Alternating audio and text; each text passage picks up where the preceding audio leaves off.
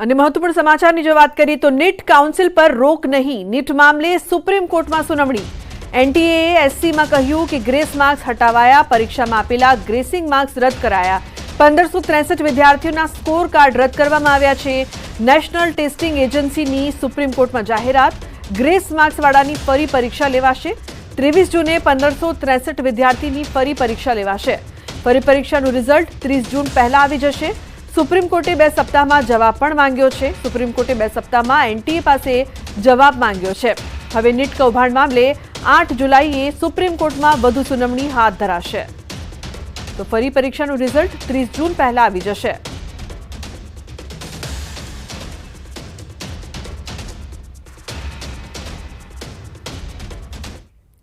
તો સીએમ ભૂપેન્દ્ર પટેલ આપશે મોટી ભેટ, મનપા અને નગરપાલિકાને મળશે ભેટ। વિવિધ વિકાસ માટે 2111 કરોડનો ચેક વિતરણ કરાશે। 8 મનપા સહિત 26 નગરપાલિકાને ફાળવાશે રકમ। અમદાવાદ મનપાએ કુલ 673 કરોડ રૂપિયા મળશે। તો કઈ મનપાને કેટલા રૂપિયા આપવામાં આવ્યા છે? અમદાવાદ મનપાને કુલ 673 કરોડ, સુરત મનપાને 516 કરોડ ફાળવાશે। તો મહત્વનું છે કે સીએમ ભૂપેન્દ્ર પટેલ મોટી ભેટ આપી રહ્યા છે।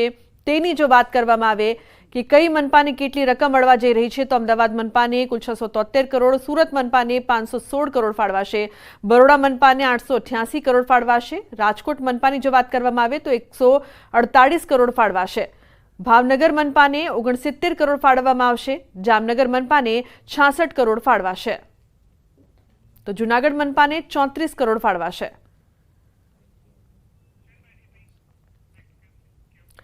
ઇલેક્ટ્રોનિક વાહનના ધારકો માટે મહત્વના સમાચાર સામે આવી રહ્યા છે। અમદાવાદ મહાનગરપાલિકા આગામી સમયમાં વધુ 27 સ્થળે ઇલેક્ટ્રિક વાહનો માટે ચાર્જિંગ સ્ટેશન બનાવશે। શહેરમાં ઈ વ્હીકલ્સનું પ્રમાણ સતત વધી રહ્યું છે, જેને લઈને અમદાવાદ મહાનગરપાલિકાએ શહેરમાં વધુ 27 સ્થળોએ ઇલેક્ટ્રિક વાહન માટે ચાર્જિંગ સ્ટેશન બનાવવાનો નિર્ણય લીધો છે। હાલમાં શહેરમાં કુલ 12 જેટલા ઈ ચાર્જિંગ સ્ટેશન કાર્યરત છે, પરંતુ ઇલેક્ટ્રિક વાહનોનું વેચાણ વધતા નારણપુરા, વાસણા, શિવરંજની, મકરબા સહિતના 27 સ્થળો પર નવા ચાર્જિંગ સ્ટેશન બનાવવામાં આવશે। સાથે 6 મહિના સુધી ઇલેક્ટ્રોનિક વાહન ધારકો નવા બનાવાયેલા ચાર્જિંગ સ્ટેશન પર ફ્રીમાં ચાર્જ પણ કરાવી શકશે।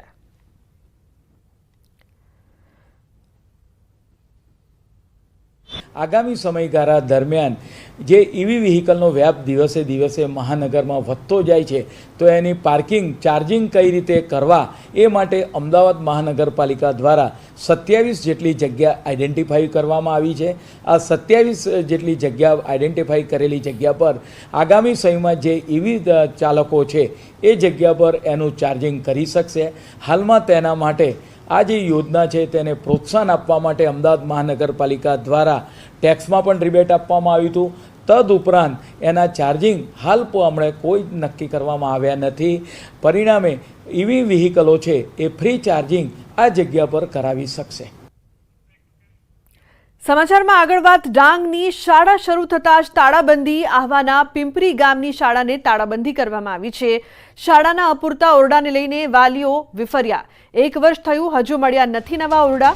અપૂરતા ઓરડાથી વાલીઓએ માર્યા છે તાળા। શાળાની શરૂઆતના પહેલા દિવસે જ શાળામાં તાળાબંધી કરાતા સ્થાનિક ધારાસભ્ય અને શિક્ષણ અધિકારી પણ દોડતા થયા છે। ધારાસભ્ય વિજય પટેલે વાલીઓને બાળકોનો અભ્યાસ ન બગડે તે માટે સમજાવ્યા છે। તેમણે શિક્ષણ અધિકારીએ ટૂંક સમયમાં સમસ્યાનો હલ કરવાની ખાતરી આપતા હાલ શાળા શરૂ કરી દેવામાં આવી છે।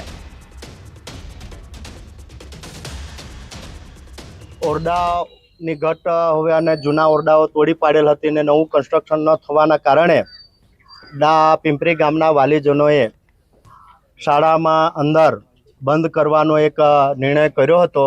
તો એ બંધ કરવાના નિર્ણય અમારા સુધી આવ્યો, અમને જાણ થઈ તો ડાંગ જિલ્લા પ્રાથમિક શિક્ષણ અધિકારી શ્રી અને એમની ટીમ અને હું પણ આ સ્થળ પર આવ્યા, ગામના આગેવાનો આવ્યા। જિલ્લા શ્રી કલેક્ટર શ્રી આઈએસ અધિકારી સાહેબને રૂબરૂ મળેલા, એપ્લિકેશન આપ્યું, આવેદનપત્ર આપ્યું તથા જિલ્લા વિકાસ અધિકારીને આપ્યું તથા શિક્ષણ અધિકારીને આપ્યું। છતાં એ લોકોએ શિક્ષણ અધિકારીએ અમને 1 કલાક સુધી બેસાડ્યા કે તમને માહિતી તાત્કાલિક મળી જાય, તમે આવ્યા જ છો તો માહિતી લઈ જાઓ એમ। 1 કલાક સુધી બેઠા છતાં પણ કોઈ કાર્યવાહી થઈ નથી। અમને બેસીને અમે 1 કલાક કાઢ્યો છતાં અમને કંઈ જાણ બી નથી મળી, માહિતી બી નથી મળી। એનો મતલબ એ થયો કે સરકારી પ્રોસેસ 2.5-3 વર્ષ સુધી થઈ નથી। તો સમાચારમાં હવે આગળ વાત કરીશું રોડની રામાયણની।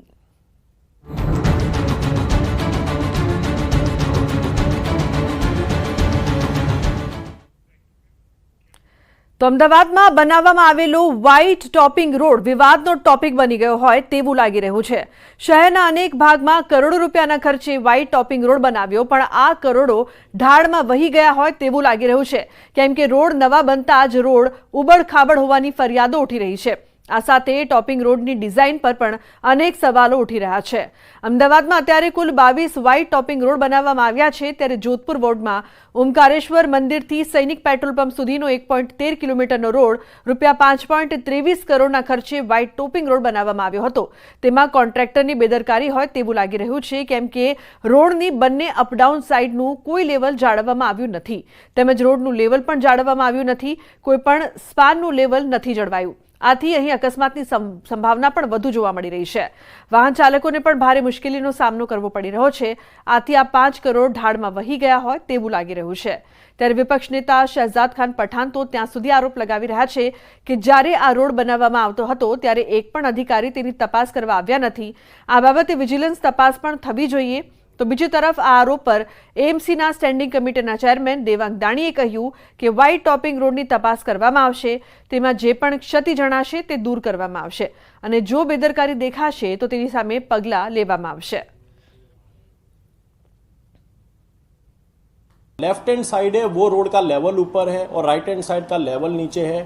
रोड के व्हाइट टॉपिंग रोड के हर एक स्लैब का लेवल ऊपर नीचे बनाया गया है। सबसे बड़ा सवाल तो यही उठता है कि 5.5 करोड़ की लागत से बने हुए रोड का जब लेवल ना मिलता हो तो आप अंदाजा लगा लीजिए कि बारिश की सीजन में वहाँ की जनता की क्या परिस्थिति होगी।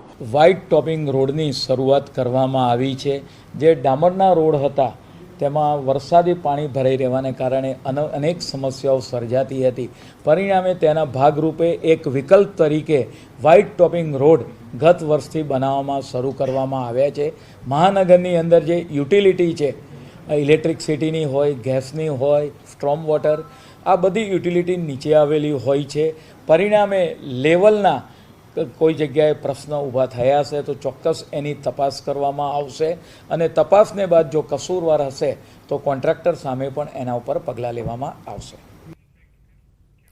તો ખરાબ રસ્તો માત્ર સમસ્યા જ નહીં, જીવનની મુશ્કેલીનો એક મોટો ભાગ બની ગયો હોય તેવું લાગી રહ્યું છે। ઘરેથી નીકળતા પણ ડર લાગે છે। આ દ્રશ્યો છે બારડોલીના, જ્યાં એક રસ્તો ત્યાં નવો રસ્તો તો બનાવવાની શરૂઆત કરી, થોડો વિવાદ રસ્તો બનવાનું અટકી ગયું। લાંબા સમયથી વિવાદનો અંત તો આવ્યો, પણ આ રસ્તાની સમસ્યાનો અંત ન જ આવ્યો।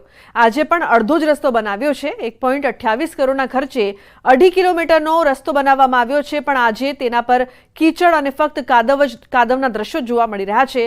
હવે એમાં પણ ચોંકાવનાર વાત તો એ છે કે આ કોઈ વેરાન જગ્યાનો રસ્તો નથી, આ માર્ગ છે, સરકારનો વિકાસ માર્ગ।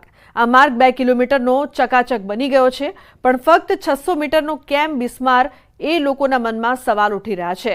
એટલું જ નહીં, આ રસ્તા પર કોન્ટ્રાક્ટર દ્વારા 3 ફૂટનું ખોદકામ પણ કરવામાં આવ્યું છે, તેનું પણ પુરાણ કરવામાં નથી આવ્યું। આ 1-2 નહીં, છેલ્લા 11 માસથી આ જ હાલત જોવા મળી રહી છે। ઠેર ઠેર જોખમી ગટરના ઢાંકણા પણ ખુલેલા જોવા મળે છે। 108 એમ્બ્યુલન્સ પણ આવે તેમ લાગતું નથી। ત્યારે સ્થાનિકોએ વારંવાર રજૂઆત કરી હોવા છતાં પણ રસ્તો મળ્યો નથી, જેની સ્થાનિકો પણ ભારે રોષ જોવા મળી રહ્યો છે। હવે સૌથી મોટી વાત તો એ છે કે ચોમાસાની શરૂઆત થઈ ગઈ છે, ત્યારે એક તરફ તંત્ર દ્વારા પ્રી મોન્સૂનની કામગીરીના દાવા કરવામાં આવે છે, તો બીજી તરફ હજુ કામગીરીની કોઈ નિશાની નથી જોવા મળી રહી, જેને લઈને સ્થાનિકો કહી રહ્યા છે કે જો આવા જ હાલ રહેશે તો ચોમાસામાં 3-3 ફૂટ પાણી રસ્તા પર ભરાઈ જશે। આથી તાત્કાલિક આ રસ્તાની કામગીરી પૂર્ણ કરવામાં આવે તેવી માંગ કરવામાં આવી છે।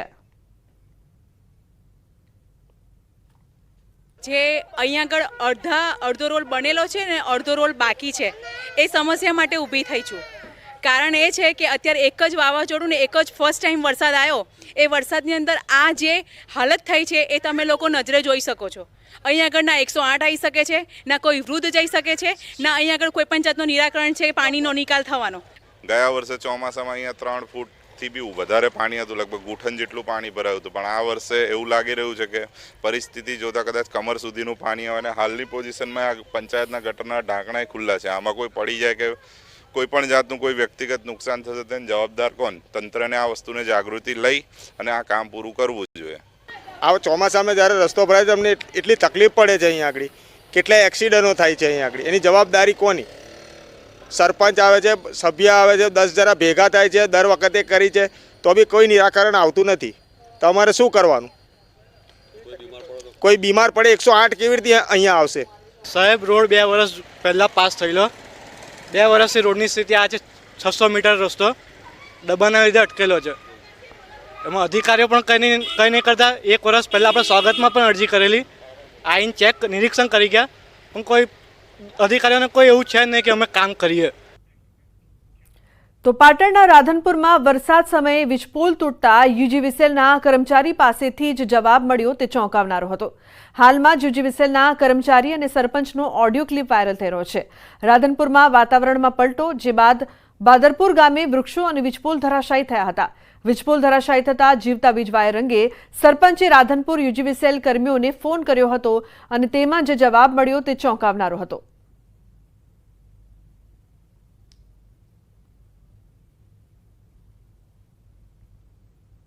એક કલાકથી હું ફોન કરું છું, થાંભલો પડી ગયો છે, વાયર તૂટી ગયા, કંઈક લેબડા ઝાડ પડી ગયા વરસાદના કારણે, બરોબર? તો હું લાઇટ બંધ કરવા માટે હું તમને રિક્વેસ્ટ કરું છું, બરોબર? પછી મેં દરજીભાઈને ફોન કર્યો, દરજીભાઈ એમ કે મારી જવાબદારી, હવે અમારા હેલ્પર ઈ છે, પછી કાંક ઓલા વાઘેલા સાહેબ છે, કાંક કોઈ નવીન ભાઈ છે, બરોબર? હવે લાઇટ બંધ ના કરે અને કોઈ જાનહાની થાય તો જવાબદારી તમારી રહેશે, અમારી જવાબદારી નહીં રહે. વાત સાચી, પણ કોઈ નહીં તો 15 ફોન કર્યા, એસએસ વાળા ભાઈ બંધ કરવા વાળા ઉપાડે તારે ને. એ તો સાહેબ તમારો વિષય છે, હવે મારાથી કઈ કહેવાય નહીં, કોઈ ફોન ઉપાડે ના ઉપાડે સાહેબ. તમે અમને કીધું, વાત સાચી તમારી. આ તમારો હેલ્પલાઇન નંબર છે, બરોબર? હવે અમને નંબર સરપંચ તરીકે અમારે તો ફોન વાત કરવી પડે તમને, બરોબર? હા, વાત સાચી, પણ અમે ફોન કરીએ છીએ પણ કોઈ રિસીવ નહીં કરતું. હવે ના હોય તો આપણે મંત્રી સાહેબ ને વાત કરો, ના હોય તો કલેક્ટર સાહેબ ને વાત કરો કે આ ફોન કોઈ ઉપાડતા નથી, બરોબર?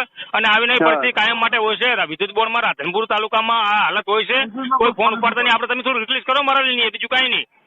રિક્વેસ્ટ કરીએ, વાંધો નહીં, અમે નીકળ્યા છીએ અહીંયા. હવે કદાચ એ લોકો ફોન ના ઉપર એ લોકો ફોન ના ઉપર ખોઈ ગયા છે, કઈ નાહી ગયા છે, એમને સરકાર પગાર નહીં આપતી. એમ નહીં, આગળથી ધારો કે મેં ફોન કર્યો, ચાલુ તમે એમને કેટલા ફોન કર્યા? 10 થી 15 વાર રિંગ કરી. હવે તમારા ફોન ના ઉપર અમારા ફોન ક્યાંથી ઉપાડે કહેજો? તો બાદરપુરામાં વીજપોલ ધરાશાયી થયું હતું. વીજ વાયર તૂટીને નીચે પડી જતા ગામ લોકોમાં ભયનો માહોલ છવાયો. પણ જ્યારે ગામ લોકોએ પોલ ધરાશાયી થવાની જાણ યુજીવીસીએલના અધિકારીને કરી તો અધિકારીઓની ઘોર બેદરકારી સામે આવી. સ્થાનિકોના કહેવા મુજબ યુજીવીસીએલના અધિકારી અને ગામના સરપંચ એકબીજા સાથે ખોખોની રમત રમતા હોય તેવી રીતે એકબીજા પર જવાબદારી ઢોળી રહ્યા હતા. વીજળીનો વાયર સ્થાનિકોના ઘર આંગણે પડ્યો હોવા છતાં સ્થાનિક તંત્ર બેદરકાર રહેતા લોકો રોષે ભરાયા. વાવાઝોડું વરસાદ આવ્યો, એમાં થાંભલા ને લીમડાનો કરંટ ભેગો થયો ને એકદમ શોર્ટ માર્યો તો સાહેબ બધાય ઘરમાં પૂરાઈ ગયા. 2 કલાકથી અમે ફોન કરતા હતા પણ કોઈ અધિકારી ફોન અમારા નહોતા ઉપાડતા. સરપંચને ફોન કર્યો તો સરપંચ કે ફોન કરે છે તો સરપંચને ફોન નહીં ઉપાડતો. અને અમને આગળથી એવું કહે કે સરપંચને જણાવો તો અમે સરપંચને જણાવીએ. સરપંચ તો કહે છે કે હા મતલબ ફોન નહીં ઉપાડતો. તો અમારે સાહેબ જીવવાનું કેવી રીતે? અમે ફોન કર્યો વિદ્યુત બોર્ડ વાળાને તો ફોન ઉપાડ્યો નહીં. અમે સરપંચને ફોન કર્યો તો સરપંચના ફોન પણ નહીં ઉપાડતા રહી. તો અમારે ક્યાં હેડવું, અમારા છોકરાઓને કાંઈ હાના થાય તો તેની જવાબદારી કોણ લેશે? અધિકારીની ગાડી આવી મોડા લગભગ 2 કલાક પછી, બરોબર? અને આ લોકો ઘરમાં પૂરી રહ્યા હતા, નાના બચ્ચા હતા, કોઈની જાનહાની થાય, બરોબર? એના માટે મેં લાઇટ બંધ કરવા માટે એમને રિક્વેસ્ટ કરી પણ કોઈ મને યોગ્ય જવાબ ના આપ્યો, બરોબર? હવે અમારા જેવા સરપંચના ગામના ફોન ના ઉપાડતા હોય તો આ માણસનો ફોન ક્યાંથી પડે? એટલે મારી વિનંતી છે કે આવા અધિકારીને કાં તો બદલી કરે ને કાં અધિકારીને સસ્પેન્ડ કરે.